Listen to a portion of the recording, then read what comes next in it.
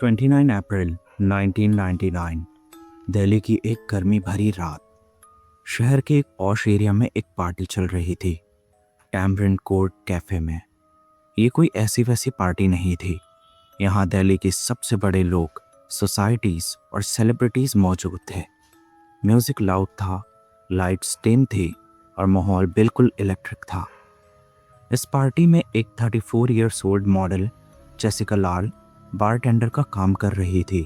वो काफ़ी खुश थी, लोगों से इंटरैक्ट कर रही थी और सब कुछ बिल्कुल परफेक्ट जा रहा था। लेकिन रात के 2 बजे सब बदलने वाला था। एक गोरा लंबा आदमी बार के पास आता है। उसके साथ उसके 2-3 दोस्त भी हैं। वो थोड़ा नशे में लग रहा है। वो बार पर हाथ मारता है और जेसिका से एक ड्रिंक मांगता है। जेसिका बड़ी पोलाइटली स्माइल करके कहती है, सॉरी सर, बार बंद हो चुका है, हम अब ड्रिंक सर्व नहीं कर रहे। वो आदमी रुकता है।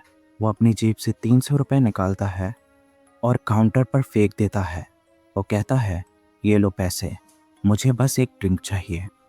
जेसिका फिर भी मना करती है। वो उसे समझाती है कि रूल्स होते हैं। तभी वो आदमी गुस्से में लाल हो जाता है। उसका चेहरा बदल जाता है। उसे नो सुनने की आदत नहीं थी। वो चिल्लाता है, तुम्हें पता है मैं कौन हूँ? वहाँ मौजूद लोग थोड़े ऑकवर्ड हो जाते हैं।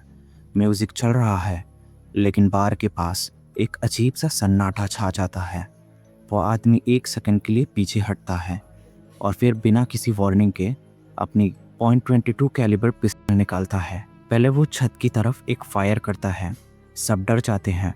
लोग सोचते हैं शायद ये कोई प्रैंक है, ये कोई अमीर बाप का बेटा बस शो ऑफ कर रहा है।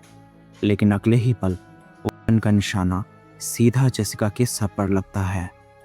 एक पूरे हॉल में सुनाई देती है। जेसिका वहीं जमीन पर गिर जाती है। खून हर तरफ फैल जाता है।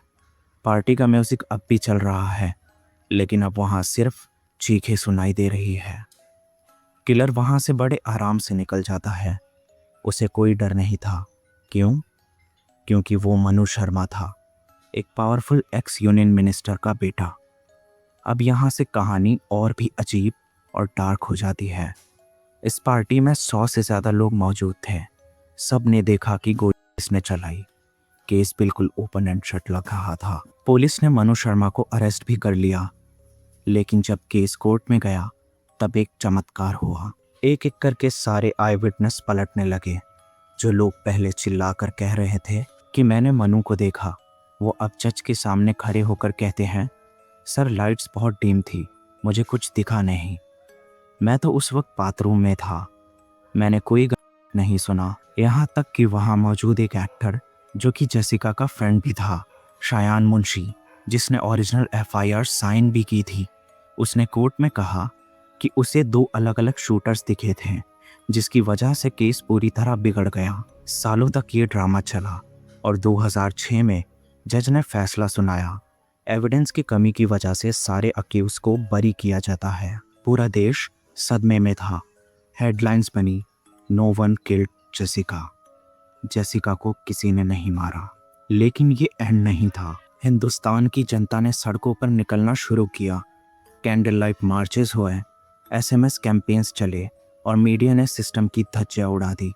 प्रेशर इतना ज़्यादा बढ़ गया कि हाई कोर्ट को केस दोबारा खोलना पड़ा।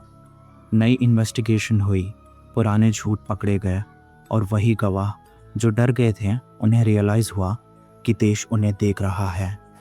फाइनली मनु शर्मा को लाइफ इम्प्रिजमेंट की सज़ा सुनाई गई। दोस्तों, ये कहानी सिर्फ एक मर्डर की नहीं है। ये कहानी है उस पावर की जो सच को खरीदने की कोशिश करती है। जेसिका लाल को इंसाफ मिल गया, लेकिन एक सवाल आज भी पीछा करता है। अगर लोग सड़कों पर नहीं उतरते तो क्या सच कभी बाहर आता?